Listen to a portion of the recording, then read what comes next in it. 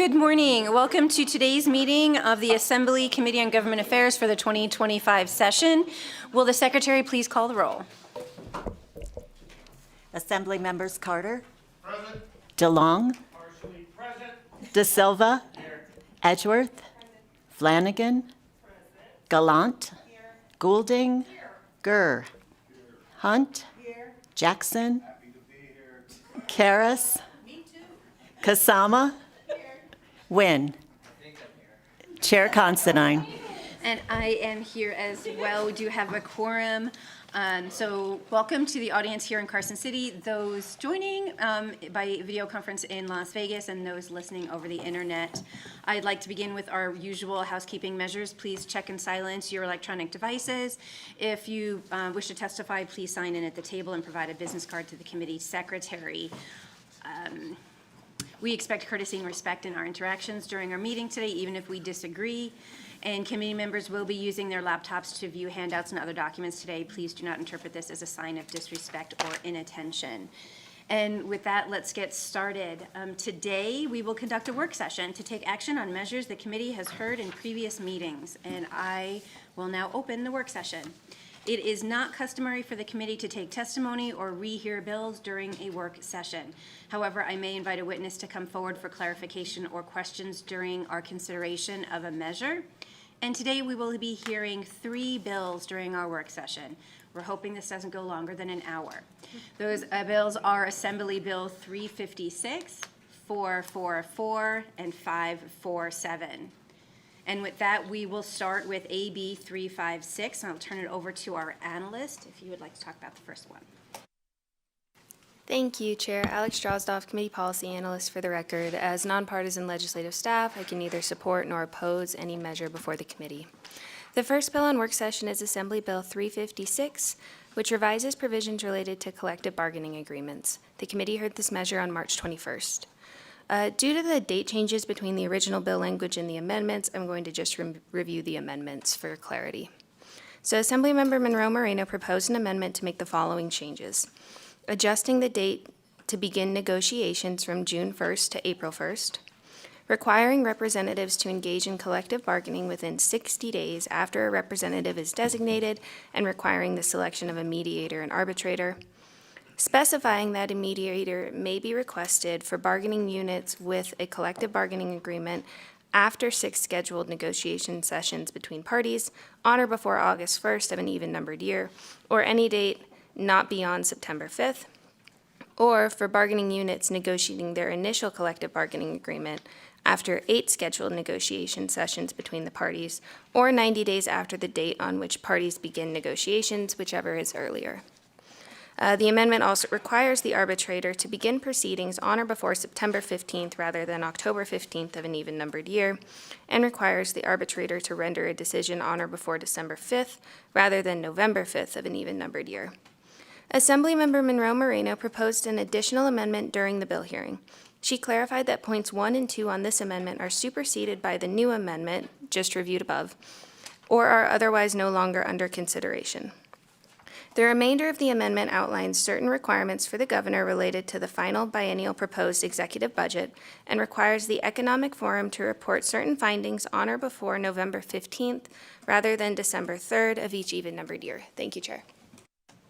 Thank you. Members, are there any questions? Seeing none, I will entertain a motion to amend and do pass AB 356. I have a motion from Vice Chair Wynn and a second from Assembly Member Carter. Is there any discussion on the motion? Seeing none, all those in favor say aye. Aye. All those opposed say nay. The motion carries unanimously, and the floor statement will be done by Assembly Member Monroe Moreno. And we move to the next one, please. Thank you, Chair. Alex Drozdoff for the record. The next bill on work session is Assembly Bill 444, which revises provisions relating to governmental administration. The committee heard this measure on April 3rd. Assembly Bill 444 imposes certain requirements for notifying chambers of commerce and trade associations about a state agency, officer, or employee subject to the Nevada Administrative Procedure Act when determining the impact of a proposed regulation on a small business.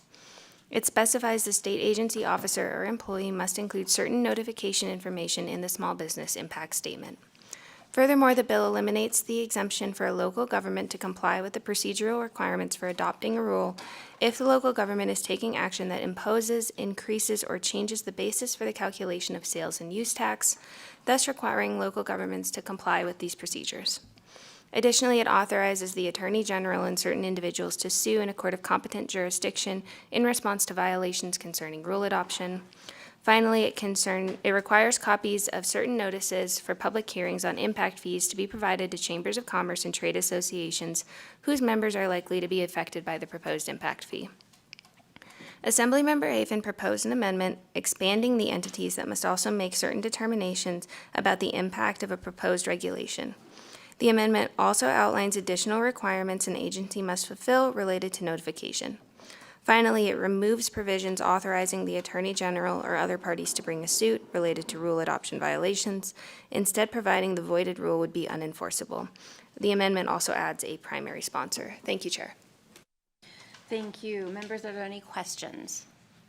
Seeing none, I will now entertain a motion to amend and do pass on AB 444. And I have the motion from Vice Chair Nguyen and the second from Assemblymember Carter. Is there any discussion on the motion? Seeing none, all those in favor say aye. Aye. All those opposed say nay. Motion passes unanimously, and the floor statement will go to Assemblymember Hafen. Ms. Drozdoff, if you'd like to please summarize the next bill. Thank you, Chair. Alex Drozdoff for the record. The last bill on work session is Assembly Bill 547, which revises provisions relating to public employment. The committee heard this measure on April 9th. Assembly Bill 547 requires that an appointing authority recognize relevant experience an employee has obtained in the federal government as equivalent to experience obtained within the state government. This recognition should be considered to recruit, evaluate, select, manage, and promote employees, including in matters related to an employee's pay. Additionally, the bill requires that the administrator of the Division of Human Resource Management must allow a person to substitute equivalent federal government employee experience for experience obtained at the state level when determining certain reasonable employment qualifications.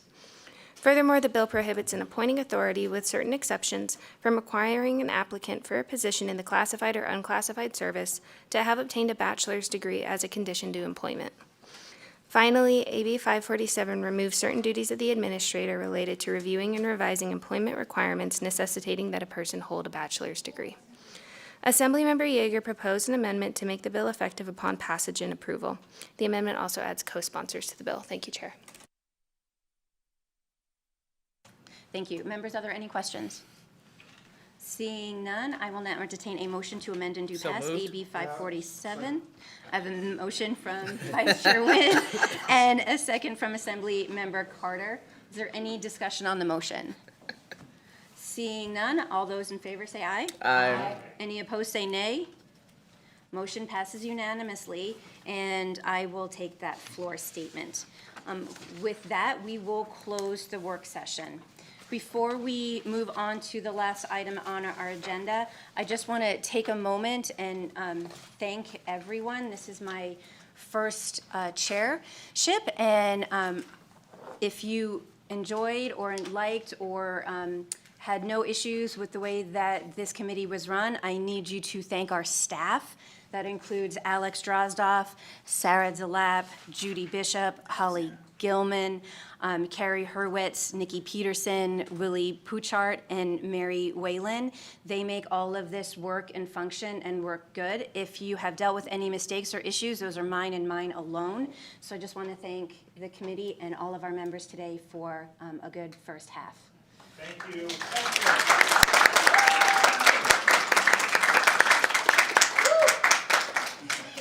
And now we will move on to public comment. We ask that you please keep your public comment to topics within the jurisdiction of this committee.